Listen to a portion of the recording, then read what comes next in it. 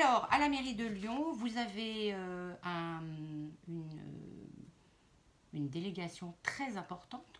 Est-ce que ça vous choque si je dis que vous êtes Madame Emploi de la ville de Lyon? Non, ça m'honore. Bon, ouf.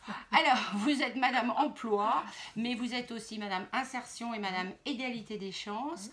Finalement, c'est sur vous que reposent au fond, et on le verra tout à l'heure, toutes les problématiques de l'emploi et de l'entreprise. D'ailleurs, vous présidez la Maison de l'Emploi. On y reviendra tout à l'heure aussi, parce que peut-être que les auditeurs et auditrices ne savent pas ce que c'est que cette Maison de l'Emploi. Alors, cette émission, c'est aussi pour parler de vous. Vous êtes adjointe de Gérard Collomb, je viens de le dire. Vous êtes conseillère régionale et finalement, ou heureusement, vous êtes revenue avec Laurent Wauquiez comme président. Ça doit vous changer de Kéran ou d'Anne-Marie Comparini.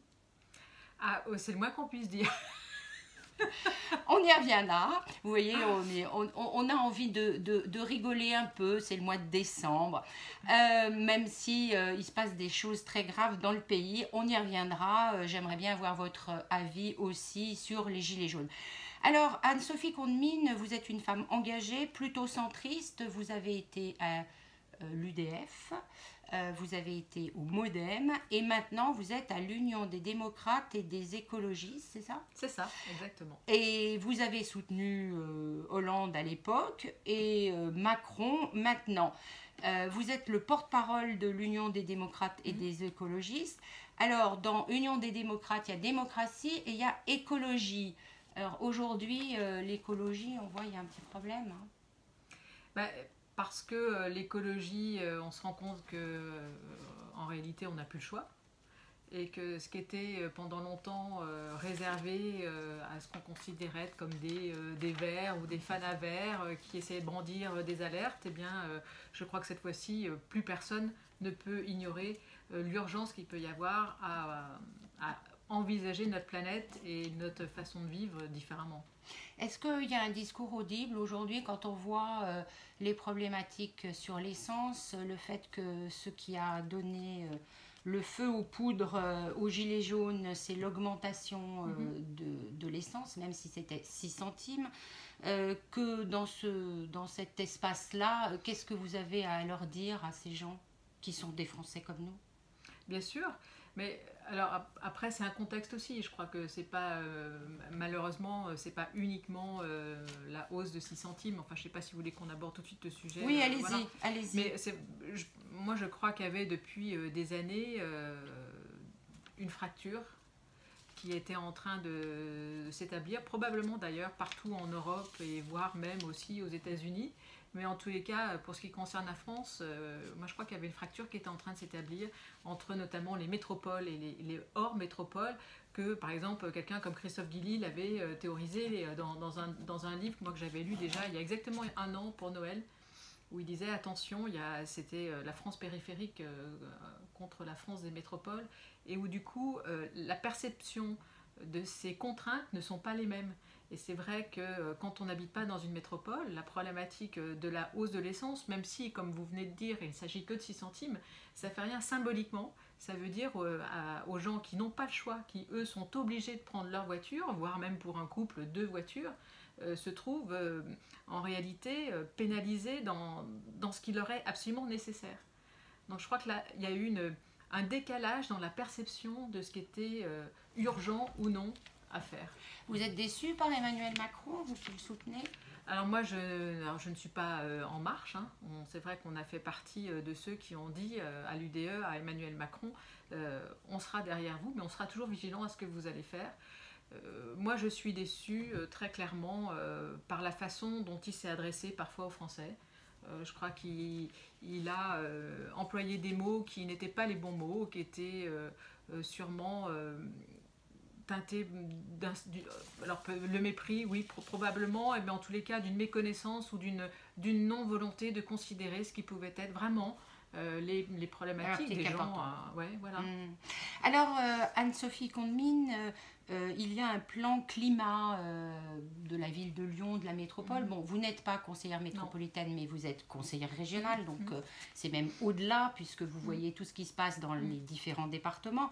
À votre avis, comment vont être financés ces plans climat, énergie, environnement, que ce soit à la région ou à la métropole, puisqu'on dit que la taxe carbone pourrait nationalement redescendre dans les territoires. C'est ça ou pas? C'est-à-dire, je crois que là aussi, on est sur des choix politiques. C'est-à-dire que, typiquement, pour vous donner une idée de propositions qu'on a fait dans cette période de crise au président de la République, c'est de dire rétablissez l'ISF et le fruit de l'ISF qui ne représente pas des sommes... 4 milliards. Voilà, qui ne représente pas, au regard du budget de l'État, des sommes extravagantes, fléchons-les, ces 4 milliards, sur la transition écologique. Voilà, c'est vraiment des choix politiques. C'est à un moment donné, qu'est-ce qu'on choisit de privilégier? Et je crois que c'est absolument nécessaire. C'est aussi tous les sujets qu'on a à la région. C'est vrai que le vice-président à la région au développement durable et à transition, Éric Fournier, je pense, fait d'excellentes propositions.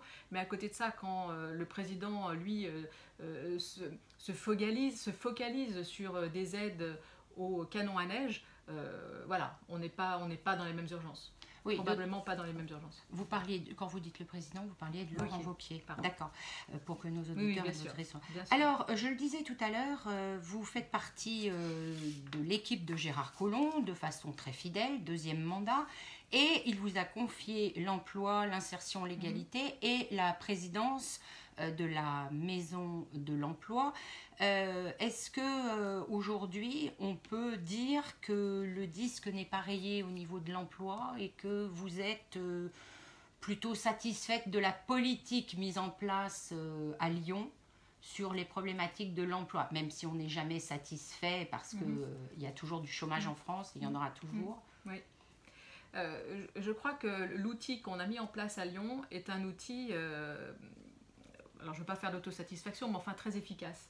C'est vrai qu'il a été guidé, vous connaissez Borloo, il a été guidé par la notion de guichet unique tel que Jean-Louis Borloo le voulait à l'époque. Borloo le voulait à l'époque et je crois que c'était vraiment une bonne idée.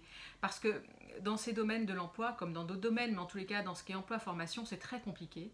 Et finalement, les personnes qui vont tout d'un coup frapper à la porte pour une problématique d'emploi, de formation ou d'insertion, ou quelle qu'elle soit d'ailleurs, se voyaient parfois refuser l'entrée parce qu'elles n'avaient pas le bon âge, elles avaient en dessous de 25 ans, elles avaient plus de 25 ans, elles étaient handicapées, ou elles demandaient plus d'accompagnement, d'autres moins d'accompagnement. Et je crois que cela, réellement, c'était d'une inefficacité totale. Et ce qui a guidé cette volonté d'ouvrir cette maison pour l'emploi, c'est ça, c'est de s'inscrire dans cette notion de guichet unique, de porte ouverte, où quelle que soit la problématique, on peut rentrer, et après, en back-office, chaque professionnel reprend sa casquette qui lui est propre et cherche la solution. Ça veut dire que la Maison de l'Emploi Anne-Sophie Condemine a autour d'elle ou avec elle Pôle emploi, des missions locales. Exactement. Qui est-ce qui travaille dans cet espace? C'est un outil qui est complètement partenarial puisque au jour d'aujourd'hui, elle est présidée par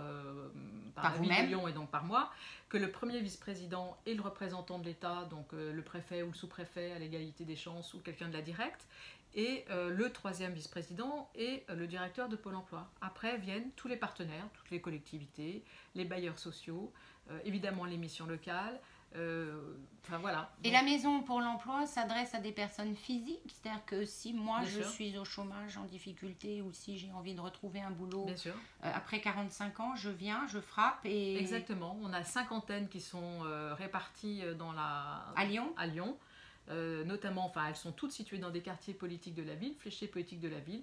Vous entrez et vous donnez votre problématique, vous énoncez votre problématique et on va vous orienter vers tel ou tel service, telle ou telle personne qui va essayer de régler avec vous votre situation.